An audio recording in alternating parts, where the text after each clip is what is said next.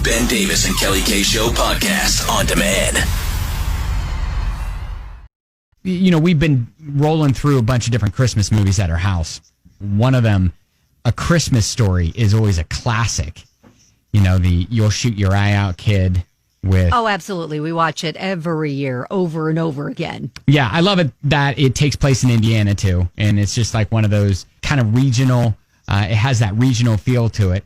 Remember, like, Ralphie's the little kid, right? And he's got glasses. He wants the Red Ryder BB gun. And he's daydreaming about saving his family. Bart, now you get yours.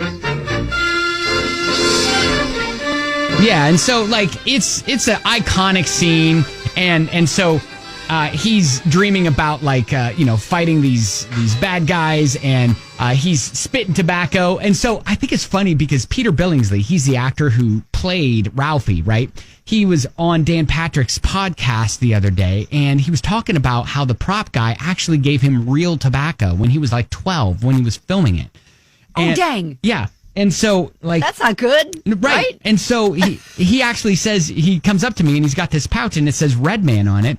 And then he flips it open and Peter Billingsley says, I swear to God, I don't know the difference. And I said, what do I do with it? And the prop guy says, here, jam it in your mouth. Just don't swallow it. Spit. And so he starts telling the story about how he does it. And then, like, they're getting ready to film and to shoot. And about 15 minutes in, he's like, the world starts spinning. It's tilting. Like, his stomach starts, like getting upset because, the chewing tobacco, he's sitting there eating. He's 12 years old.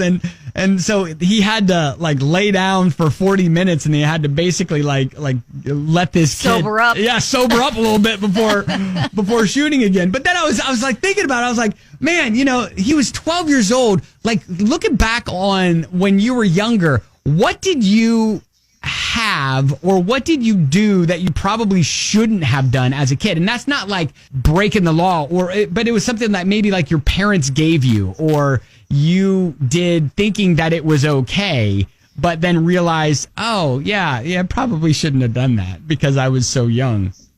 I think it's funny because, Peter Billingsley literally opens up and says, like, I was given real chewing tobacco. But to be honest, like, what do you use as fake chewing tobacco in Hollywood? What they did was they mashed up. The alternative? Yeah, they mashed up raisins.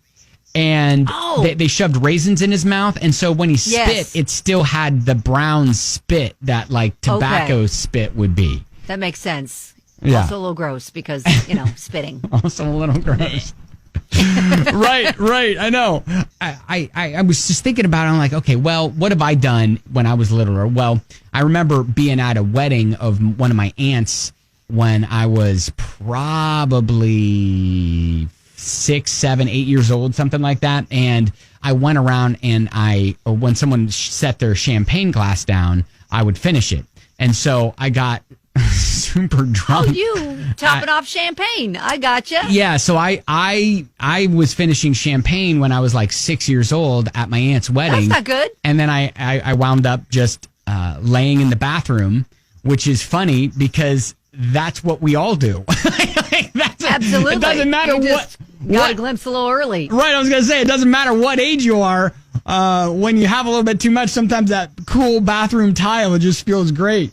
Did anybody realize you were doing that, or did they realize when you were face down on the bathroom floor? I think that's when the realization hit that it was like, gotcha. Where's Ben? And why is he laying on the ground in the bathroom? And okay. I drank the funny juice in the tall glasses. I know. So I didn't know any better. But anyways, if you've got a fun story to share, you can always text us or call 502-571-9970.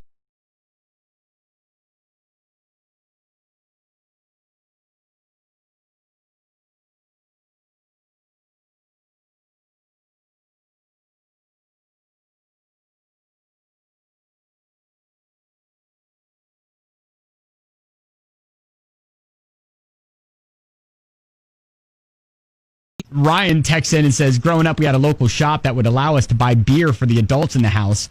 So weekly, on the weekends, we'd walk to that store, my cousins and I, with a note. And we never knew what was in the bag and never questioned it. It wasn't until I got older that I learned that we were being used for beer runs my whole childhood and trade for snacks. That is so great. That is great. Great. I mean, bad, but great. Bad, but great, right. Jennifer, hey. My parents gave me a chemistry set when I was a kid. And they probably shouldn't have. Because after I got done with all the experiments in the book, 2 lessons, hot glass and cold glass, look exactly alike. Oh.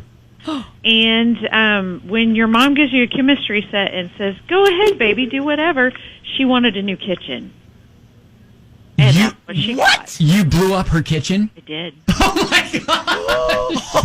I did. She got all new cabinets and countertops. And yes, I did. Oh, wow. Well, you know what?